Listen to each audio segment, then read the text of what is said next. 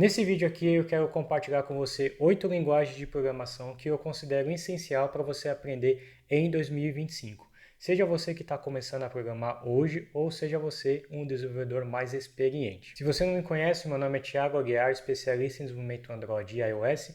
Eu programo há mais de 13 anos e a propósito eu quero contar um pouquinho dessa minha jornada como programador e tudo que eu passei ali para chegar até hoje aqui como especialista Android e iOS.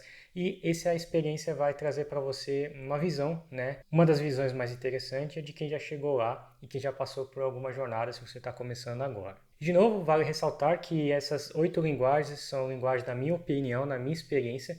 Talvez você tenha uma opinião diferente da minha, então comenta já aqui embaixo quais são as 8 linguagens que você considera que vai ser o boom de 2025 no nosso mercado. Eu comecei a programar com a linguagem Assembly em 2009, onde eu criava programas para microcontroladores da família 8051. Basicamente, eu escovava bit a bit, então eu criava programas para hardwares específicos numa linguagem de low level, uma linguagem de baixo nível. E foi aí que em 2010, um ano depois, 2010, finalzinho de 2010 a começo de 2011, eu decidi atuar em linguagem de mais alto nível e a minha primeira empreitada foi com a linguagem Java. E nesse meio tempo, aprendendo Java, tanto com front-end quanto back-end, eu me aventurei em todos os ecossistemas e frameworks do Google, como Google Juice, Google Sitebricks, Google Guava, GWT, até outros frameworks também famosos aí do universo Java, como JSF, Spring. Quem é de Java vai lembrar do Struts. Enfim, eu fiquei um bom tempo ali como front-end, depois eu me especializei ali para o back-end, até que chegou o momento que eu conheci o Android em 2012. E a partir desse momento, eu decidi que aquilo ia ser o meu futuro, aquilo que eu queria me especializar, e desde então eu venho programando para Android até então. Naquela época era somente Java, não existia a linguagem Kotlin ainda como oficial do Android, e eu fiquei um bom tempo ali como freelancer e também monetizando meus próprios aplicativos na loja de apps. Voltando um pouco ali no front-end web, eu programava com JavaScript, também tinha que dominar HTML, CSS e outras tecnologias ali do mesmo ecossistema, como Jade, Sass, Less e todos os outros que conseguissem criar páginas web. Nesse meio tempo, eu também tive que dar manutenção a alguns projetos em PHP e Ruby on Rails também. Agora, em 2016, eu me aventurei no universo iOS, então comecei um pouquinho com Objective-C. Eu tive a necessidade de já começar a fazer a transição para o Swift, então eu peguei ali o Objective-C, não fiquei tão focado nele, mas ali eu já fiz a migração para o Swift, que foi bem tranquilo para mim, até porque naquele momento eu já sabia outras linguagens, como Java, JavaScript e as demais que eu já comecei a mencionar aqui. E naquele momento também estava aprendendo paralelamente o Python, junto com a linguagem Swift, porque eu gostava um pouquinho ali da ideia do Python, os conceitos da linguagem, então eu quis me aventurar um pouquinho do Python, até porque hoje em dia tem muitas aplicações minhas que estão rodando em Python, graças ao que eu aprendi lá em 2016. E claro, por último, mas não menos importante, C++, que é uma linguagem que eu adoro e amo e também utilizo ali para fazer jogos como hobby. Então vamos lá, quais são as linguagens de programação que eu acredito que vai fazer toda a diferença? E de novo, não existe uma ordem da melhor para pior. Na verdade, não existe uma linguagem pior do que a outra. Só são linguagens diferentes para contextos diferentes. A primeira delas é a JavaScript. Ali, o JavaScript junto com o TypeScript. JavaScript é uma linguagem que tem diversos ramos para você atuar. Também centenas ou até dezenas de centenas de frameworks que você pode estar adotando nos seus projetos. Então você pode usar o JavaScript para o back-end, front-end e desenvolvimento mobile também com React Native. Então assim, se você quer ser um desenvolvedor web, geralmente, tendencialmente nos dias atuais, é muito mais propenso você ir para o setor de JavaScript para que você possa trabalhar ali com React, Angular, Node.js e tudo aquilo ali acoplado junto para que você consiga construir a sua aplicação, a sua app web. É uma linguagem extremamente popular, está na top 1 no GitHub, se eu não me engano, no momento que eu gravo esse vídeo. Pode ser que tenha mudado quando você for conferir. E é uma linguagem extremamente versátil para você fazer diversas coisas. O segundo lugar que eu coloco aqui é Kotlin /Java. São linguagens muito similares que rodam ali em cima da JVM. Obviamente o Kotlin também roda nativamente utilizando o Kotlin Native. E se você quer trabalhar com back-end, existe uma gama enorme de oportunidades para desenvolvedores Java e também migrando ali para Kotlin para se manter com projetos muito mais atuais e com features melhores que o Kotlin trouxe para nós.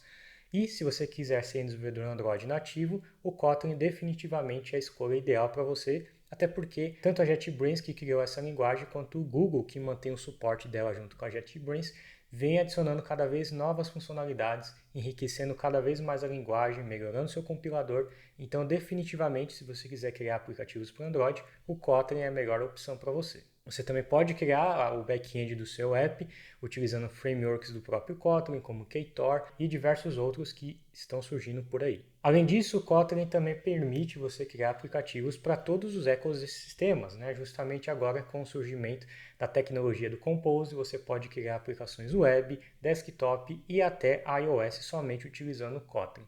Então ele chegando, na verdade. Então é uma opção extremamente útil para você aprender no ano de 2025. Em terceiro lugar, eu coloco aqui o Swift. Então, se você quiser ser um especialista de todo o ecossistema da Apple, então criar aplicativos para iOS, iPad, watchOS, tvOS e até mesmo o novo visionOS, você vai precisar aprender e dominar a linguagem Swift, que é a linguagem criada em 2014 e mantida pela Apple desde então. Definitivamente essa é uma das linguagens minha preferida, tanto em termos de sintaxe quanto de performance. Eu gosto demais do Swift e eu acho que você deveria aprender ela se você quiser atuar com o ecossistema da Apple. Em quarto lugar, eu coloco Python. Python cresceu absurdamente, principalmente com o surgimento da inteligência artificial, com diversos frameworks e até mesmo automações que você acaba fazendo com Python. Se você quiser automatizar até o seu Excel, você consegue fazer isso só com o Python. A versatilidade dele também é muito grande, seja para aprendizagem de máquina, inteligência artificial e até desenvolvimento web com frameworks famosos como Django, Flask e diversos outros. O meu próprio blog, um determinado tempo, né, ele foi construído somente com Python, tanto com o back-end quanto o front-end. Até porque hoje em dia você também, né, tem o Python na web para você construir seus próprios scripts sem necessidade do JavaScript. Então, Python também tem uma versatilidade enorme, assim como JavaScript. Em quinto lugar, eu coloco a linguagem que eu venho aprendendo e me especializando nos últimos tempos, que as demais seria a Golang, né? Então eu tenho diversas aplicações back-end rodando ali com Golang e dentro do Golang você tem diversos outros recursos, né? E também uma comunidade enorme ali por baixo dos panos do Golang. Então tudo que você precisar é muito fácil e intuitivo você encontrar recursos novos para Go. Aplicações com escalabilidade enorme tem um pezinho ali em Go, com certeza. E se você quiser atuar como desenvolvedor back-end, eu acredito que mesmo que você queira aprender ali JavaScript ou Java, eu sugeriria você pôr um pé na água ali e começar a engatear no Golang, porque tendencialmente vai ser uma linguagem muito utilizada no back-end. Além disso, ele também pode ser usado em sistemas distribuídos. Sexta linguagem é incomum, mas é muito útil para todo programador, que é um Shell Script. Geralmente você vai ter a necessidade de mexer com o terminal, com fazer alguns tipos de automação, com disparar alguns eventos, então o Shell Script vai ser muito útil tanto para você navegar no seu servidor, se você precisar desses recursos, até para você criar qualquer lógica de programação simples, como script mesmo ali, numa sequência para automatizar alguns processos que você tenha na sua empresa. Então, qualquer programador nos dias atuais precisa saber o básico de Shell Script. A sétima linguagem é a linguagem C, junto com C++ ou C++, como eu gosto de chamar. Por dois motivos. O primeiro deles é que você consegue aprender de verdade como o computador funciona, como as memórias são alocadas e como são desalocadas, como que os dados são, né, transportados de uma memória para outra. Então, todo esse conhecimento ele acaba sendo a base para todas as outras linguagens de programação. E ter esse conhecimento raiz de como o computador funciona, interpreta, como o processador interpreta seus dados e faz a lógica de programação e também manipula todo o ecossistema junto com o sistema operacional e a sua app, né, ou o seu programa, é muito útil para a sua carreira.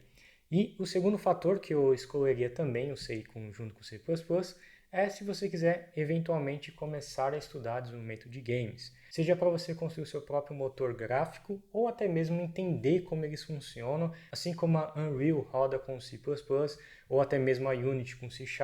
Eu acho legal você ter esse conhecimento mais a fundo de como as coisas realmente funcionam ali dentro da CPU e da memória do computador. E a oitava linguagem é uma linguagem pouco usada, mas tendencialmente vai ter um crescimento muito grande, que é a linguagem Rust. Ela é muito conhecida por ser altamente performática e também tem uma segurança enorme. Até por isso que o Rust vem ganhando bastante espaço dentro da comunidade de Linux também. Então ele está se tornando ali a escolha meio que quase que popular para desenvolver qualquer tipo de sistema embarcado, desenvolvimento de sistemas operacionais também, e até IoT, que é a internet das coisas. E aliás, blockchain também. Blockchain está entrando nesse mundo junto com o Rust. Então essas foram as 8 linguagens de programação que eu considero que você deve estudar e considerar em 2025. São bastante linguagens, não é mesmo? E agora você pode estar se perguntando, mas Thiago, por qual eu começo? Como que eu devo escolher essas linguagens? Então eu fiz um vídeo específico falando exatamente sobre isso, como você escolhe a linguagem ideal para você, quais delas é melhor para você começar. Eu vou deixar aqui no card, é só você clicar aqui do lado quando aparecer o card aqui no YouTube e também deixe os seus comentários. Comenta aqui embaixo o que você achou das minhas sugestões, se você concorda, se você discorda.